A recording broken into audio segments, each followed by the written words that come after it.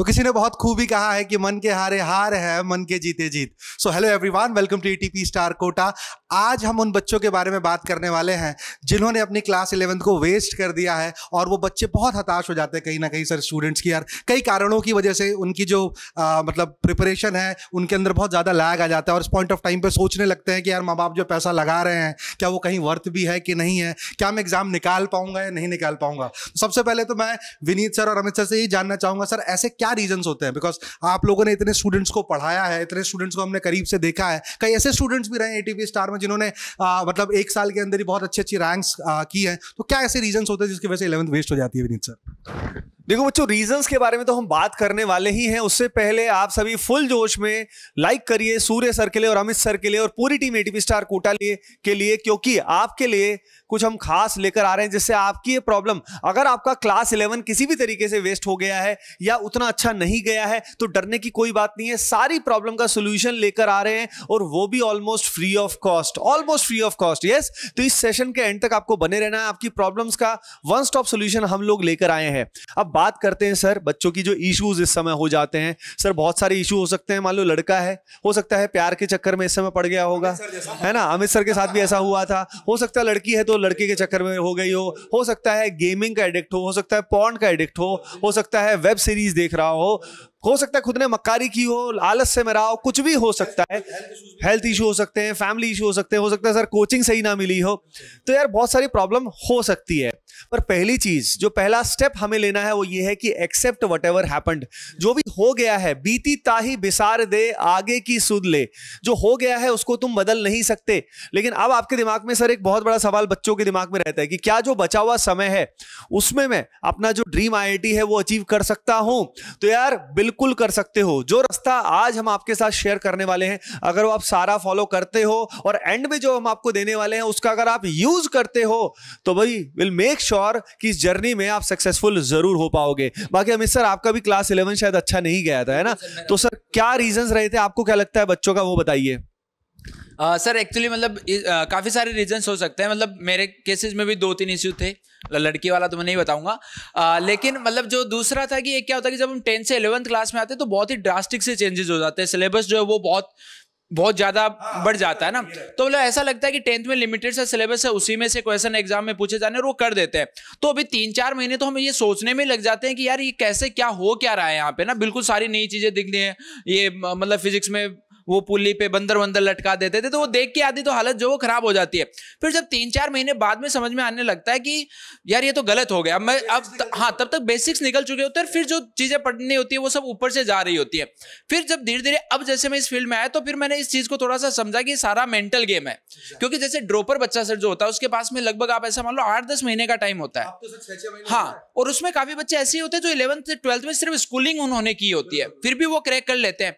तो ये जो भी बच्चा है इसके पास तो फिर भी अभी ऐसा मान के चलो कि आप 18 मंथ्स का टाइम है, तो यार इसमें तुम क्रैक कर सकते हो, बिल्कुल आराम से कर सकते हो। बट उसके कुछ तरीके होते हैं, तो वो तरीके भी हम आज जो आपके साथ में डिस्कस करने वाले हैं। तो विनीत सर, जैसे पहली चीज का तो हमने आंसर दे दिया, can I still crack JEE? Yes guys, ATP star with you guys, and yes you can still crack JEE, और बहुत अच्छे रैंक्स है। आई थिंक अगर बच्चा इस पॉइंट ऑफ टाइम पे भी अगर करना चाहे तरीके से तो आई थिंक टॉप 100 टॉप 500 भी स्कोर कर सकता है सर जेई के अंदर। बिल्कुल सर। दूसरा सर सबसे इंपॉर्टेंट सवाल आता है कि इस पॉइंट ऑफ टाइम पे जो उसने 11th के चैप्टर मिस किया है उसमें वन शॉट करना चाहिए, कंप्लीट लेक्चर करना चाहिए? सर आप बताइए। तो यार दोबारा से मैं इस सवाल के बारे में सर मैं बच्चों को बोलना चाहूंगा कि यार तुम आईआईटी क्रैक कर सकते हो, लेकिन ध्यान रखना जो पाप आपने अभी तक किए हैं अगर वही दोहराओगे तो नहीं कर पाओगे। तो इस बात का ध्यान रखना, जो गाइडेंस आपको यहाँ एक्सपर्ट्स के द्वारा मिलने वाली है उसका यूज करना है, अप्लाई करना है। याद रखिए सिर्फ वीडियो देखने से काम नहीं चलता है। अब चलिए बात करते हैं कि भाई यहाँ पे आपको करना क्या चाहिए, वन शॉट करना चाहिए, कंप्लीट लेक्चर्स देखने चाहिए। तो यार इस सब प्रॉब्लम्स का सोल्यूशन हमने निकाल दिया आपके लिए। देखिए कुछ चैप्टर्स ऐसे होते हैं 11वीं क्लास के, अगर आप ये कर लोगे तो 12वीं क्लास में आपको दिक्कत ही नहीं आएगी। 12th क्लास के चैप्टर्स आप जल्दी से शुरू कर पाओगे। तो बिल्कुल सर, तो सबसे पहले 11वीं क्लास के कुछ चैप्टर्स आपको बढ़िया से कंप्लीट करने हैं, बिल्कुल ढंग से करने हैं, और फिर क्लास 12 का सिलेबस सर बच्चों को शुरू कर देना चाहिए, और कुछ चैप्टर्स जो आपके पेंडिंग रह जाएंगे उनको साथ साथ सर बच्चे कवर कर लेंगे। अब सवाल यह है कि वो बैकलॉग कैसे कवर होगा, तो यार उसके लिए आपको सबसे पहले क्लास नोट्स और उसके अलावा चैप्टर वाइज PYQ कर लेने हैं बस, वो भी पहले जेईई मेन लेवल। सर बच्चे गलती क्या करते हैं, वो सोचते हैं कि मुझे सीधा एडवांस फोड़ना है।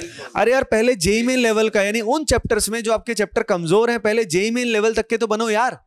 जेईई मेन लेवल तक बनोगे, उसके बाद फिर आप एडवांस लेवल तक भी पहुंच जाओगे, यू विल डू इट, लेकिन स्टेप धीरे धीरे तो लेना होगा। अब मस्ट डू चैप्टर्स अगर क्लास 11 की बात करें तो सर फिजिक्स में कौन कौन से हैं बच्चों के लिए?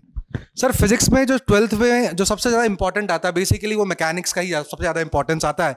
कहीं ना कहीं थोड़ा बहुत हीट एंड थर्मोडायनेमिक्स भी इंपॉर्टेंट होता है, पर जैसा कि सर ने बताया कि जो सिर्फ फ्रिक्शनलेस चैप्टर्स कौन से होने चाहिए 11th में जो आपके 12th में काम आए, तो बेटा वो है kinematics, NLM friction, work power energy, centre of mass, RBD and simple harmonic motion. अगर आपने ये चैप्टर बहुत ही अच्छे से कर रखे हैं, सिर्फ मेंस लेवल से लेके थोड़ा बहुत मिड एडवांस लेवल तक भी आपने कर रखे हैं, तो 12th में आपको किसी भी चैप्टर में कोई भी समस्या नहीं आने वाली है। इनफैक्ट सर फिजिक्स में तो बहुत अच्छी बात है कि 3 अलग अलग सेगमेंट हो जाते हैं 11th 12th में।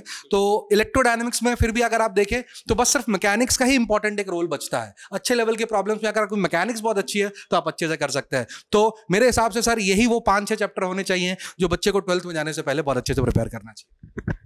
देखो यार बच्चों, अब बात करते हैं केमिस्ट्री में। केमिस्ट्री में देखिए कुछ ही चैप्टर्स हैं जो आपको मतलब मस्ट डू हैं। जैसे कि अगर हम बात करें मोल कंसेप्ट हो गया, एटॉमिक स्ट्रक्चर हो गया। देखिए 3 पार्ट है, physical, organic, inorganic. Organic chemistry तो पूरा का पूरा स्क्रैच से क्लास 12 में पढ़ा जा सकता है, पहली चीज तो ये। लेकिन ऑर्गेनिक केमिस्ट्री को अंडरस्टैंड करने के लिए आपको केमिकल बॉन्डिंग आना चाहिए, और इनऑर्गेनिक केमिस्ट्री को अंडरस्टैंड करने के लिए आपको केमिकल बॉन्डिंग साथ में पीरियोडिक प्रॉपर्टीज आना चाहिए।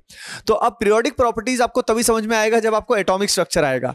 तो इनऑर्गेनिक केमिस्ट्री के लिए आपको periodic property and chemical bonding से रिलेटेड हमारा ऑर्गेनिक हो गया। फिजिकल केमिस्ट्री की बात करें तो अगर आपको मोल कंसेप्ट आता है, एटॉमिक स्ट्रक्चर आता है, तो उसके बाद बाकी चैप्टर्स गैसियस स्टेट, थर्मोडायनेमिक्स, ये भी आप कर पाओगे। तो अभी आपको ये 4-5 फंडामेंटल चैप्टर्स अगर आपने ढंग से कर लिए तो आपका ऑर्गेनिक केमिस्ट्री अच्छा हो जाएगा, आपको इनऑर्गेनिक केमिस्ट्री में भी बिल्कुल भी दिक्कत नहीं आएगी। फिजिकल केमिस्ट्री के जो कुछ चैप्टर्स 11th क्लास के आपके रह जाएंगे, ये 12वीं क्लास के साथ साथ आप जरूर कवर कर सकते हो। सर मैथमेटिक्स में बच्चों को बताइए। मैथ्स में देखो बच्चों, सबसे पहले तो यार आपका फंक्शन चैप्टर जो है वो कंप्लीट होना चाहिए, और फंक्शन में भी बेसिकली 2 पार्ट है, एक 11th क्लास में होता है, एक 12th में। तो जो 11th वाला पोर्शन है जिसमें बेसिक्स आपको सिखाए जाते हैं, इनइक्वालिटीज आपको सोल्व करनी आनी चाहिए, लॉग का आपको पता होना चाहिए, मॉड्यूलस फंक्शन क्या होता है, ग्रेटेस्ट इंटीजर फंक्शन क्या होता है, तो इन सब की नॉलेज लेनी है। उसके बाद में क्वाड्रेटिक इक्वेशन का जो बेसिक वाला पोर्शन है जहां पे आप रेंज कैसे निकाल सकते हो किसी क्वाड्रेटिक एक्सप्रेशन की, वो बहुत ज्यादा आगे चल के यूज आता है। इसके अलावा ट्रिग्नोमेट्री में बेसिक ऐसा है कि इसमें बहुत सारे फॉर्मुलाज होते हैं, और एक्चुअल में क्या होता है सर, जब 11th क्लास होती है तो स्टार्टिंग में लगभग ट्रिग्नोमेट्री ले लिया जाता है, तो फॉर्मुलाज वगैरह का बच्चा इतना हैबिचुअल नहीं होता उसमें, मतलब ऐसा मानो कि हंड्रेड्स ऑफ फॉर्मुलाज जो वो आ जाते हैं। तो ये फॉर्मुलाज यार अब बैठ के आप आराम से लर्न कर लो, ताकि आगे जब चैप्टर्स में बीच बीच में यूज आए तो वहां पे प्रॉब्लम ना आए। और इसके अलावा एक सीक्वेंस एंड सीरीज जिसमें आपको बहुत ज्यादा मेहनत नहीं लगेगी, क्योंकि इसका कुछ पोर्शन आपने 10th क्लास में भी पढ़ा होता है। तो अगर आप इतना पोर्शन यार अच्छे से कर लेते हो तो ये मान के चलिए कि आप 12th में कुछ भी कोई भी चैप्टर स्टार्ट करोगे तो किसी टाइप की कोई भी प्रॉब्लम आपको नहीं आने वाली। और जैसा कि सर ने बताया कि जो चैप्टर्स बच जाएंगे उसके लिए यार आपके पास में टाइम रहेगा, आप उसके साथ साथ भी उनको फिर कंप्लीट कर सकते हो। सर मैं चाहता हूं कि बच्चे चैप्टर्स का स्क्रीनशॉट ले ले, तो अपन 2 मिनट के लिए साइड हट जाएं। गाइस आप एक बार स्क्रीनशॉट ले लीजिए कि ये बहुत इंपॉर्टेंट चैप्टर्स हैं जो आपको 12th में जाने से पहले आपको कंप्लीट करना है। विनीत सर। बच्चों सभी को सबसे पहले दोबारा मैं बोलूंगा कि सेशन को लाइक कर दीजिए फुल जोश में, क्योंकि अमित सर, सूर्य सर और पूरी टीम एटीपी स्टार ने आपके लिए बहुत अमेजिंग वर्क किया है। आपकी इस प्रॉब्लम का सोल्यूशन हम लेकर आने वाले हैं, तो पहले से लाइक कर दीजिएगा। अच्छा एक चीज और है, कमेंट सेक्शन में सर बच्चे जरूर बताएं कि किस कारण आपका क्लास 11 वेस्ट हुआ, क्योंकि जब आप लिखोगे तो उसको आपको दिमाग से परमानेंट निकाल देना है कि भाई लिख दिया ये सर। एग्जैक्टली सर, अगर बच्चों को पता ही नहीं होगा कि मिस्टेक क्यों हुई, कैसे हुई, तो आप जितना डिटेल में लिख सकते हो आप डिस्क्रिप्शन में, कमेंट सेक्शन में लिखिए, है ना। और उससे क्या होगा कि उस पुराने पाप को जो भी है उनको निकालिए दिमाग से कि भाई अब ये नई शुरुआत कर रहे हो आप, है ना। तो कमेंट सेक्शन में हर स्टूडेंट को बताना है कि क्या गलतियां हुई, ताकि आगे आप वो गलतियां नहीं करोगे। अब चलिए आपके लिए मास्टर सॉल्यूशन जो हम लेकर आए हैं आपकी इन प्रॉब्लम्स का। 11th वेस्ट हुई है, कोई बात नहीं, पूरी टीम एटीपी स्टार आप सभी के साथ है। तो यार कितना अच्छा होना सर अगर ये सारे मस्ट डू चैप्टर्स जो बच्चों के हैं, अगर ये बच्चों को एक साथ मिल जाए जाएं, और वो भी एक्सपर्ट एटीपी स्टार टीम के। अगर सूर्य सर के लेक्चर्स मिल जाएं, मेरे लेक्चर्स मिल जाएं, आपके लेक्चर्स मिल जाएं एक साथ, वो भी इन चैप्टर्स के मिल जाएं, तो मजा आ जाए, है ना। तो यार एटीपी स्टार टीम ने आपके लिए लेकर आए हैं क्लास 11 वेस्टेड का bridge course. Class 11 vested bridge course आपके लिए लेकर आए हैं और ऑलमोस्ट फ्री है। इसमें हम आपसे सिर्फ और सिर्फ 99 रुपीज ले रहे हैं, ताकि हम चाहते हैं कि ओनली सिंसियर स्टूडेंट्स ही इसका फायदा उठा पाएंगे, है ना। हम स्पैम इसमें नहीं चाहते हैं, तो इसीलिए हमने ऑलमोस्ट फ्री रखा है। हमने इसका चार्ज रखा है मात्र 99, है ना, और ये पहले 1000 स्टूडेंट्स के लिए है। तो अभी जाके इसमें एनरोल कर लीजिएगा। डिस्क्रिप्शन में लिंक दिया हुआ है सर, इसका डिस्क्रिप्शन में लिंक इसका दिया हुआ है। बाकी आप एटीपी स्टार ऐप या वेबसाइट पे जा सकते हैं। मैं आपको डिटेल बता देता हूं। ऐप या वेबसाइट पे लॉगिन कीजिए, ठीक है, और वहां पे yes target year JEE 2024 select कीजिएगा। स्टार बैचेस में जाइएगा।